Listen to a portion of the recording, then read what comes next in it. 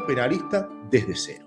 Es una propuesta donde vamos a desarrollar los conceptos básicos que debemos tener en cuenta al momento de tomar un caso penal y vamos a guiar en este proceso al abogado que recién comienza en estos pasos, como así también que pueda tener las herramientas necesarias para llevar todo el proceso hasta inclusive el debate oral. Bueno, sin más, continuemos con la primera unidad de este módulo que a continuación desarrollaremos. En esta unidad número 1, el objetivo es poder formular o bien, digamos, acercar algunas ideas básicas sobre cómo tomar un caso penal, cómo preparar la primera entrevista con el posible cliente y qué debemos preguntar de manera indispensable en esa reunión. Desde ya y como una primera aclaración, es importante tener en cuenta que no existen fórmulas mágicas y que además va a depender mucho de los recursos con los que cada profesional cuenta para formular un vínculo asertivo y poder relacionarse así con la gente en general. Este es, a mi entender, digamos, un punto que es nodal, porque requiere de cierta reflexión personal. Pero bueno, comencemos por el principio.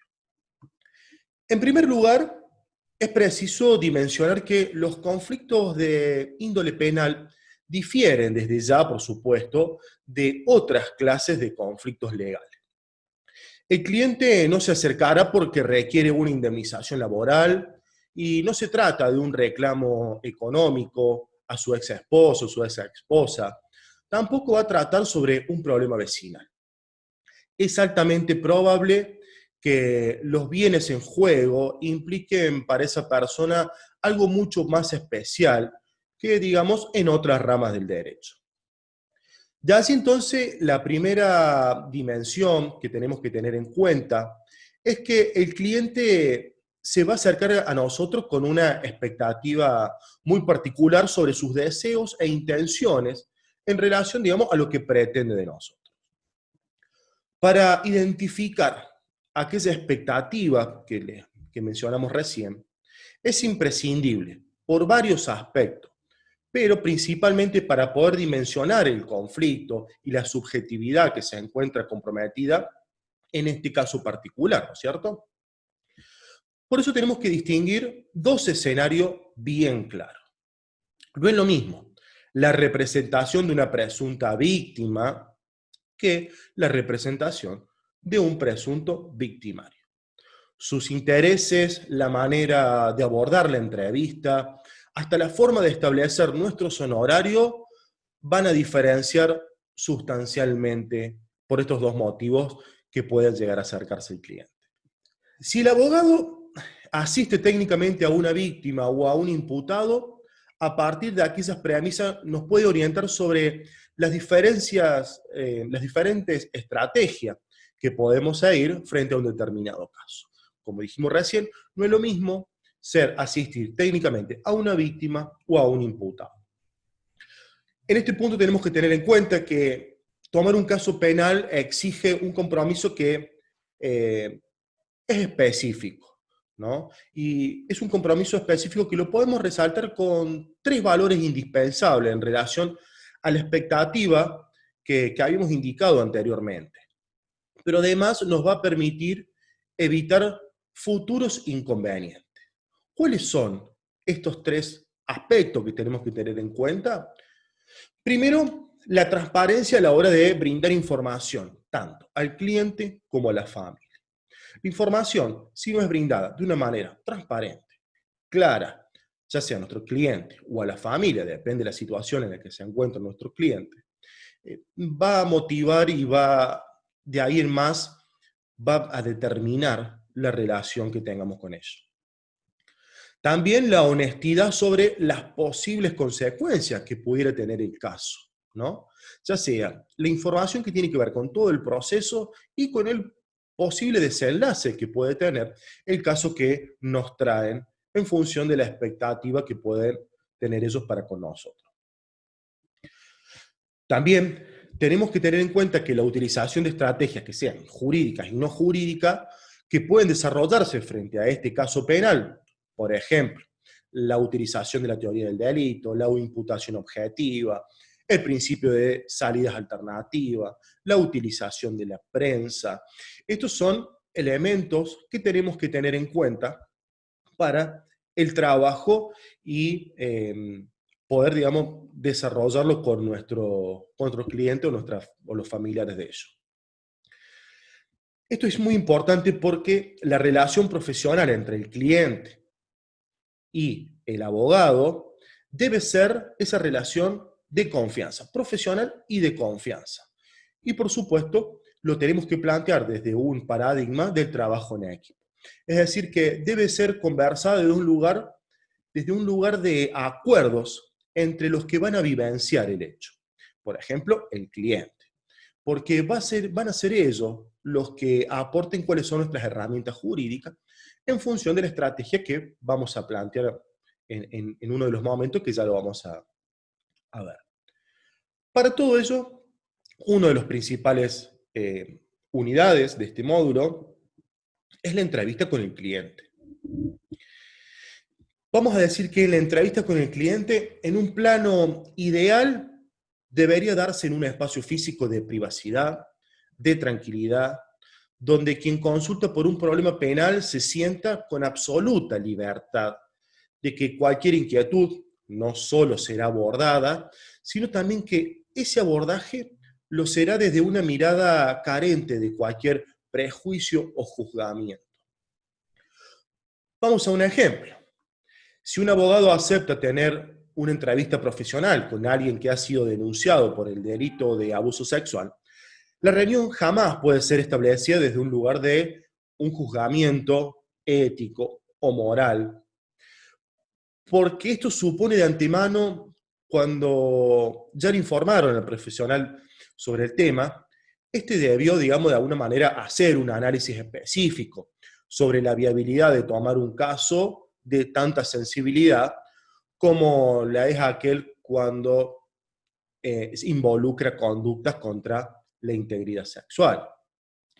El mismo supuesto debe ser analizado frente a un caso que involucre, valga la redundancia, casos por hechos que presumiblemente comprometan muchas variables históricas, políticas, ideológicas, culturales, que bueno, el abogado debe analizar antes de aceptar la entrevista. ¿Mm? Esto implica desde ya un juicio previo interno, que podemos plantearlo como orientar a una serie de preguntas, como por ejemplo, ¿existe algún tipo de caso que por motivos personales, que pueden ser ideológicas o éticas, no puedo tomar? ¿O que usted no puede tomar? ¿Podré generar un vínculo asertivo con esa persona que nos trae un caso de esta característica?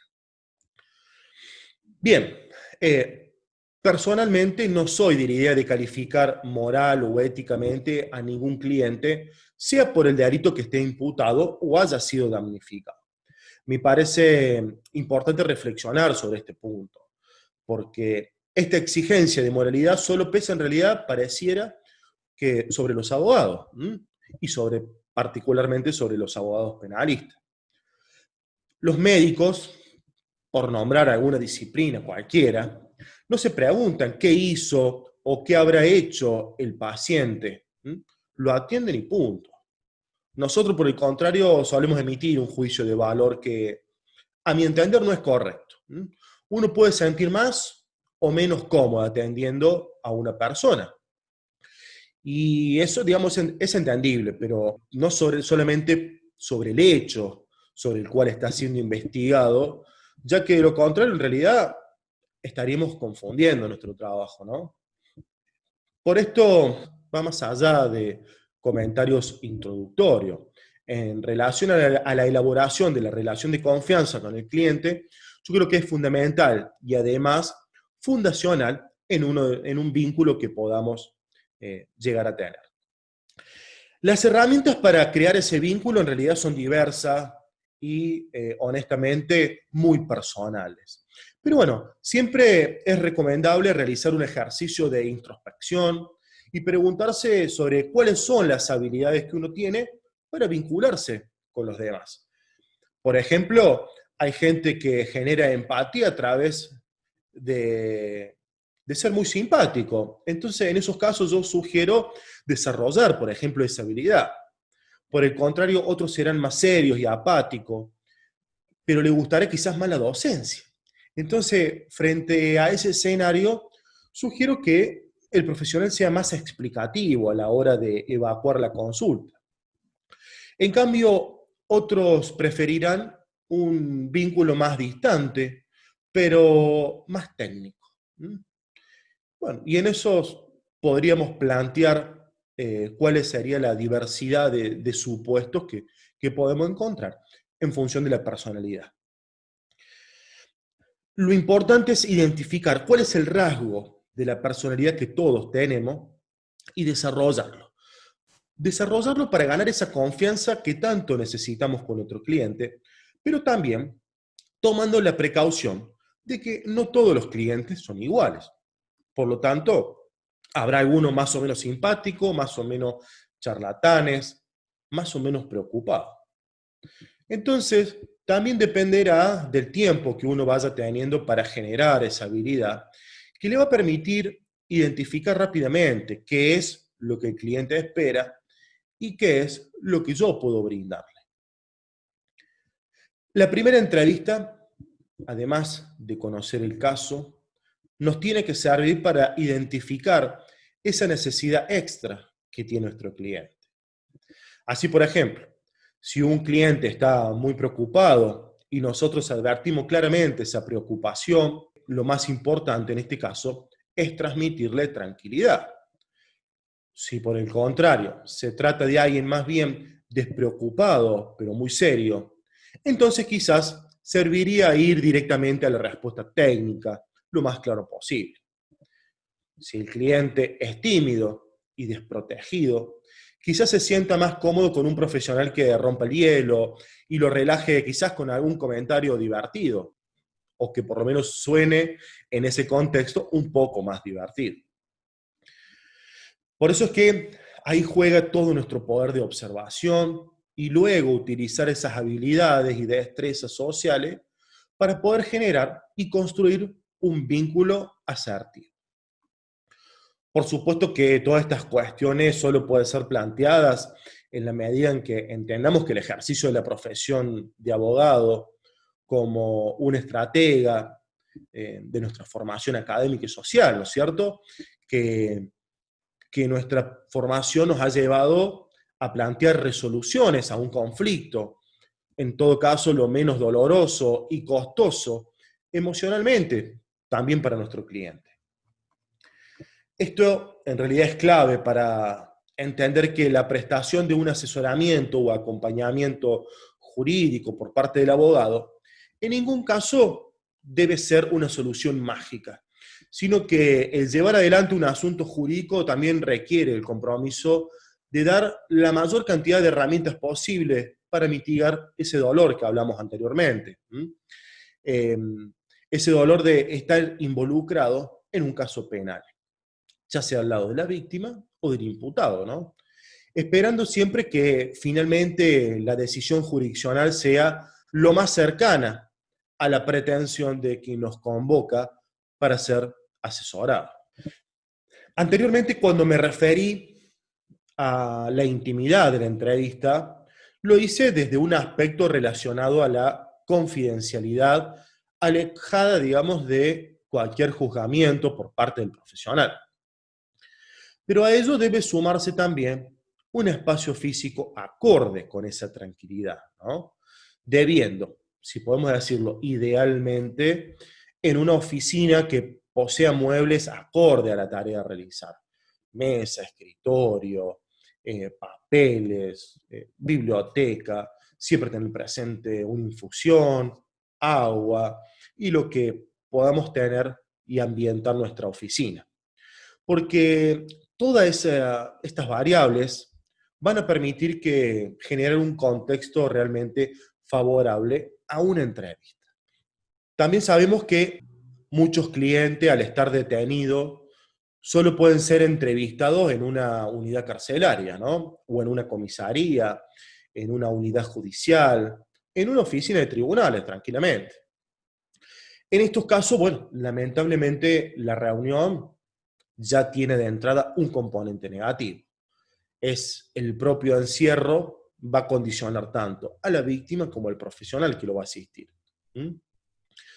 Sin ir más lejos, el ingreso del abogado a alguna unidad de detención, ya sea federal o de la provincia, requiere, entre otras cosas, por ejemplo, trasladarse en algún medio de transporte, ¿Mm? Ingresar a la unidad luego de haberse anunciado ante la sala de profesionales, haber pasado por un escáner, haber dejado las pertenencias en un locker, ¿no? Haber sido trasladado de una combi del servicio penitenciario desde un módulo al que corresponde, ¿no?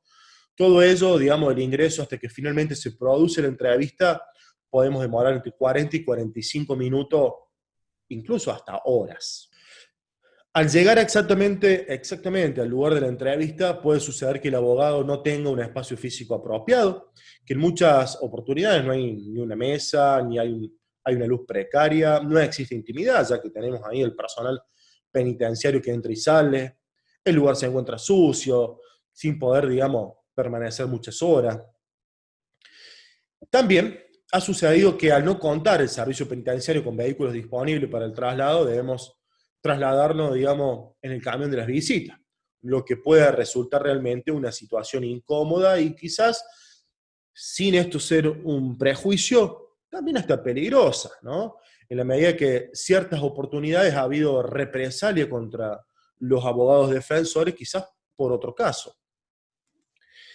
En otros lugares también existen salas de profesionales donde la entrevista se puede desarrollar a través de rejas, de un teléfono, ¿m?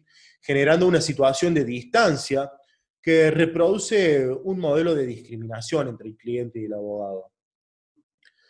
También puede suceder que el abogado solicite la entrevista con el cliente y no se produzca porque el imputado o no quiere recibir visita, por cuestiones personales o porque puede estar trabajando en algún taller. ¿M?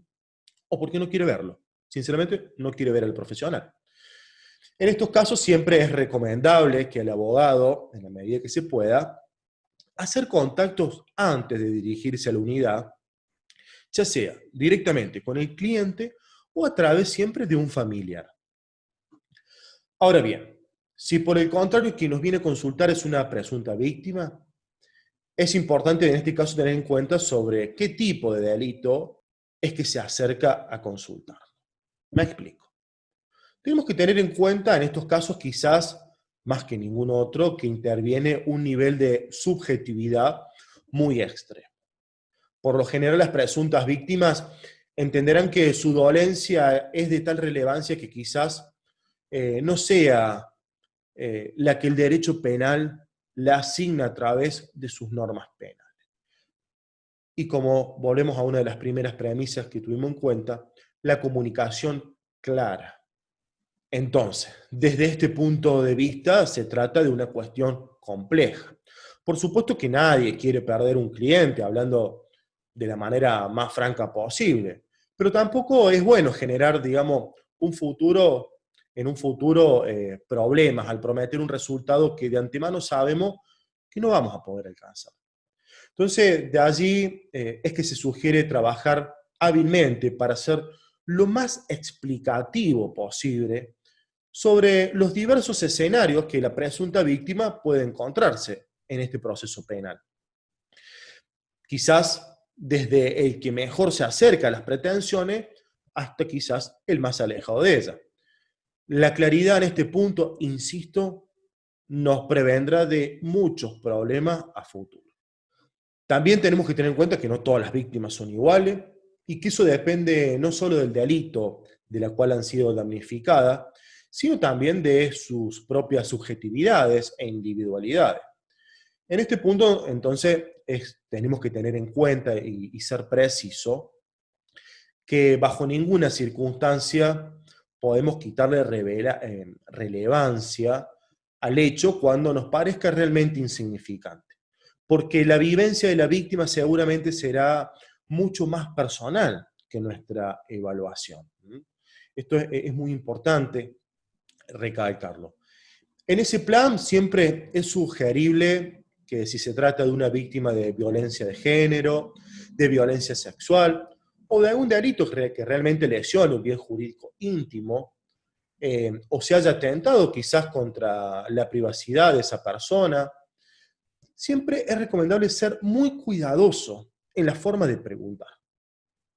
Siempre se recomienda comenzar haciendo preguntas genéricas o abiertas, ¿no? Que permitan quizás en esta primera entrevista un relato libre y espontáneo de nuestro cliente. Y luego sí, ya con ese contexto, poder avanzar hacia preguntas cerradas sobre aquellos datos que realmente creemos que son indispensables. En este punto, en esta segunda unidad o subtema, vamos a abordar sobre las características que debe tener una buena entrevista basado desde una óptica comunicacional. ¿Qué buscar en esta primera entrevista? Hay un texto de Stephen Barton que, titulado Introducción a la defensa penal, va a plantear algunas reglas.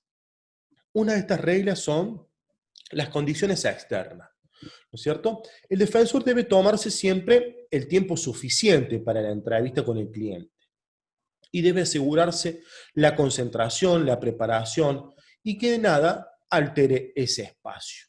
Esto planteado como las condiciones externas. Otro punto que plantea el autor es que la entrevista sea llevada entre los interlocutores de un mismo idioma. Si esto no es posible, siempre hay que convocar un traductor.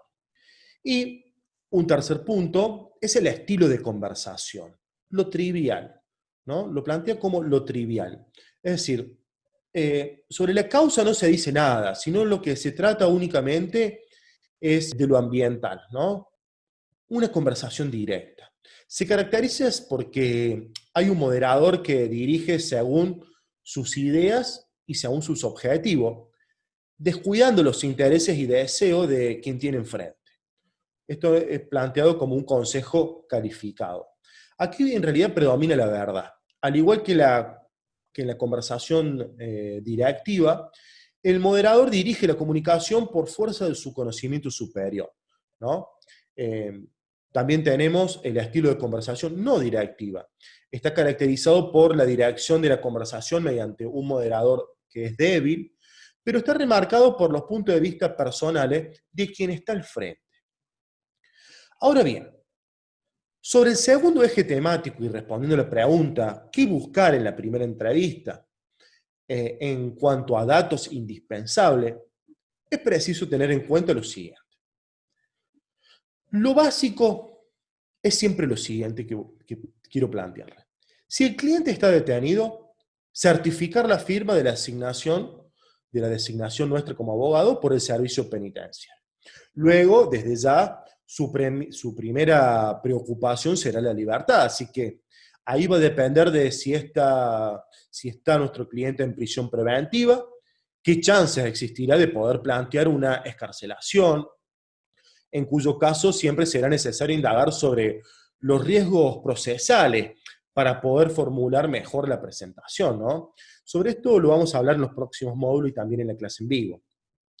Pero si ya está condenado, entonces será necesario tener muy presente los cómputos de la pena para el acceso quizás a algún beneficio anticipado de la libertad en el régimen progresivo de la ejecución penal.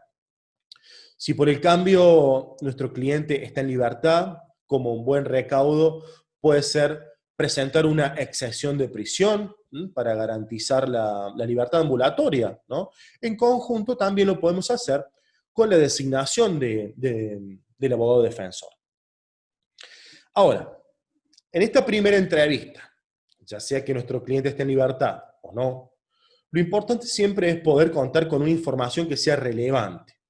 Por eso siempre sugiero prepararse antes de esta entrevista para poder aprovechar el tiempo y saber qué puntos consultar.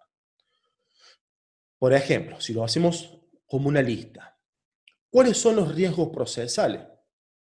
¿Tiene arraigo lo que le llamamos arraigo? Domicilio, trabajo, bienes para responder frente a alguna caución real. ¿Mm? como punto número 2 de esta lista que debemos armarnos, es describir una descripción, digamos, circunstanciada del hecho que va a permitir siempre elaborar tu estrategia, nuestra estrategia o teoría del caso, que ya vamos a ver cómo se elabora esta teoría del caso. Como un punto 3 podemos decir que también debemos advertir sobre posibles situaciones que pueden agravar la pena o que puedan disminuir la reprochabilidad penal. También lo vamos a ver en clase en vivo. Estos serían los atenuantes, los errores de tipo, la prohibición por causa de justificación. Si tomamos como otro punto a tener en cuenta, podemos decir punto número 4, lo más importante, la prueba. Si bien sobre este punto es muy probable que el cliente no tenga idea de qué prueba pueda llegar a ser útil o no, o quizás considere que en realidad algo que es inútil y en realidad no lo es. Entonces siempre es importante escuchar qué es lo que cree poder tener como elemento de prueba y luego comenzar a preguntar nosotros. Este último punto es muy probable que quizás no se logre en la primera entrevista, ya que en algunos casos requiere de cierto proceso de maduración, de reflexión por parte de, ya sea de nuestro cliente y de nuestra estrategia que van a ir surgiendo en función del análisis de cada uno de esos casos, de esos elementos. Siempre es, más allá de eso, siempre es importante dejar bien planteado el asunto. Ahora bien, hay ciertos profesionales que intentan que el cliente les diga en esa primera entrevista la verdad. A mí en realidad me parece muy interesante esto de la verdad. Primero tenemos que distinguir qué entendemos por la verdad, porque la verdad puede ser lo que efectivamente ocurrió, la verdad también es lo que el juez resuelva, y la verdad también es lo que dicen las partes que ocurrió. Justamente el fin del proceso penal, más allá de las teorías relativas a la búsqueda de la verdad, nunca es determinar la verdad, pues en realidad si lo pensamos, es imposible que eso suceda. Pensemos en este caso, que el juez dicta una absolución, no significa que el hecho no haya ocurrido, sino que puede significar que el fiscal no pudo probar el hecho o que el juez no tiene suficiente elemento para condenar, o que la versión de la defensa tuvo quizás hasta más prueba que la acusación. Pero en ningún caso esto va a significar de que el hecho no ocurrió. La verdad que a nosotros nos interesa es, y podemos decir en realidad es, los datos que surjan de la prueba.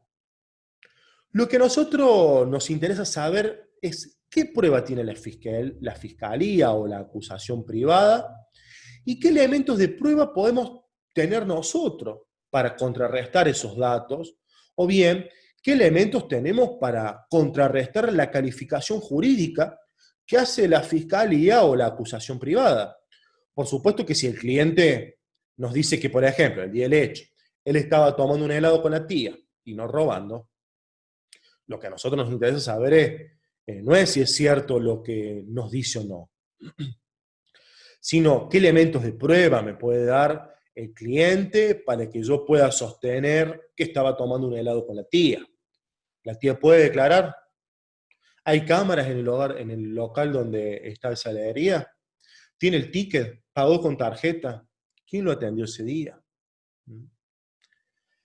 Y además, por supuesto, ¿qué elementos de prueba tiene el fiscal para sostener que en realidad estaba robando y no tomando un helado con la tía? Esto es lo que significa la elaboración de la teoría del caso, que lo vamos a ver en las próximas unidades del módulo 2. En síntesis, cada uno puede encarar ese vínculo con el cliente como más cómodo se sienta, pero me parece que más importante es concentrarnos en otra cosa. Advertir qué es lo que el cliente quiere de nosotros, como profesionales, ¿no es cierto? Más allá de la respuesta técnica y cómo podemos responder a esa, quizás le podemos decir esta metademanda, ¿no? que no surgirá directamente de sus dichos, sino a través de nuestra observación y nuestra evaluación personal que realicemos. Ahora les propongo que continuemos con otro tema que quizás nos cueste a la hora de tomar un caso penal. Y esto que me refiero es sobre los honorarios. Siempre, digamos, es aconsejable que desde la primera entrevista podamos despojarnos de estos prejuicios que es la hora, es cuando tenemos que hablar sobre los honorarios profesionales. Cuánto, cómo y de qué manera vamos a cobrar tiene que quedar muy en claro desde ese primer contacto, de ese primer encuentro. Si se puede suscribir un acuerdo o convenio de honorario, mejor aún. Siempre los abogados no sabemos cobrar por la simple razón de que no está incorporado quizás en la currícula de nuestra carrera, de nuestra formación profesional en la universidad, ¿no? Porque no nos da en la universidad la enseñanza del derecho, la valoración económica de nuestro trabajo como profesional liberal. Entonces terminamos cobrando quizás un poco a ojo, o de lo que creemos que el cliente nos pueda pagar, pero sin analizar o examinar previamente cuánto vamos a tener que invertir como fuerza de trabajo en este caso. Esa es la mayor debilidad ya que digamos, nuestra fuerza de trabajo está cuantificada en una medida de valor muy variable y que esa medida en realidad es el tiempo. En otros lugares, en otros países, la valoración económica de nuestro trabajo siempre está incorporada en la enseñanza universitaria, es parte de la currícula, ¿no? Entonces, es muy sencillo, son muy conscientes ellos al momento de trabajar cuánto es lo que hay que cobrar, ¿no? Si va a contestar una consulta telefónica, el valor de buscar una jurisprudencia, preparar un escrito, ir a una audiencia. En nuestro caso está infravalorada quizás ese monto, y bueno, no tenemos en nuestro país esa idiosincrasia. Entonces cobramos o bien todo junto por adelantado o bien al finalizar. O bien a medida, digamos, también que avanza la causa, o en función de lo que el cliente pueda pagar. Pero no tenemos en cuenta de que si ese monto de dinero yo lo cuantifico en función del tiempo, me da, me da que demandará la representación. Y entonces en ese caso voy a terminar quizás cobrando muy poco dinero por cada hora de trabajo que realmente estoy dedicando al tema. En este aspecto siempre es importante afirmar una verdad. Una representación penal es cara, pero es cara porque demanda mucho tiempo, tiempo en consulta, ya sea de ir a ver al detenido, vamos a verlo y ese día no podemos hacerlo. El tiempo en evacuar dudas de familiares, el tiempo en el armado de piezas procesales, el tiempo en las audiencias, y así, sucesivamente. Vamos a ver en cada una de las etapas penal los recursos que podemos tener y el tiempo que va a demandar cada uno de esos recursos. Por supuesto, ¿no es cierto? Que, bueno, cada uno va a evaluar y lo va a hacer. Y desde este curso, la propuesta es que lo haga esa evaluación en cuanto a los honorarios, que también muchas veces está regido por el prestigio profesional del abogado que vayan a consultar. Entonces muchas veces el abogado cobra por la cantidad de trabajo que tiene, que resulta que luego lo delega a alguien de su estudio, bajo su supervisión obviamente, pero es el renombre donde encontramos en la mayoría de los casos el valor económico de esa causa. Lo cual, para el abogado que recién comienza, el abogado litigante desde cero, no es un punto a evaluar y a tener en cuenta al momento de fijar su honorario. Pero no por ello su honorario debe estar inferior o muy por debajo de lo que se debería cobrar. Así que, bueno, de esto no hay mucho para explayarse, sino que solamente poder tener en cuenta esto que quizás todos ya lo sepamos porque tenemos a ese colega penalista que cuando hablamos, que muy raras veces, ¿no?, sobre los honorarios, surge este tema. Así que bueno, continuamos con la próxima unidad en la próxima entrega de estas videoclases. Que tengan muy buena jornada y por supuesto que pueden repasar este mismo material que hemos tratado verbalmente, que lo hemos desarrollado verbalmente. Tenemos una transcripción para que puedan seguirlo. Muchas gracias y nos vemos en la próxima unidad.